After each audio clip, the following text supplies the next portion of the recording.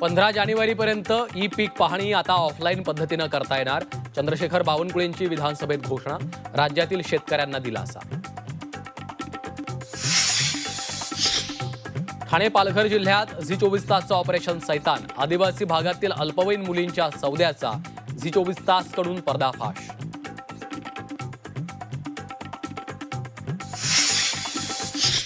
पालघरमधील मुलींच्या विक्री प्रकरणाची चौकशी केली जाईल. झी 24 तासच्या ऑपरेशन सैतानची मुख्यमंत्री फडणवीसांकडून दखल. झी 24 तासनं उघड केलेल्या जमीन गैरव्यवहाराच्या प्रकरणात पार्थ पवारांना वाचवण्याच्या हालचाली सुरू असल्याची चर्चा. मुद्रांक निरीक्षकाच्या निर्णयावर महसूल मंत्र्यांकडे अपील करण्याची मुभा. शुक्रवारी महत्त्वाचं विधेयक मंजूर.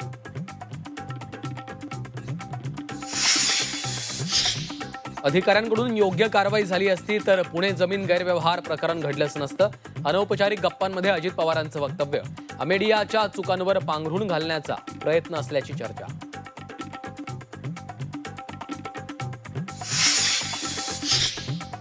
महायुतीत लढायचं ठरलं, जागा वाटपावरून अडणार. केडीएमसीमध्ये भाजपचा 55-60 जागांवर दावा असल्याची सूत्रांची माहिती.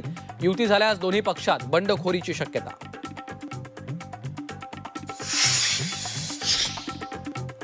कोलकात्यामध्ये मेस्सीच्या चाहत्यांचा राडा. मेस्सी लवकर निघून गेल्यानं चाहते संतप्त.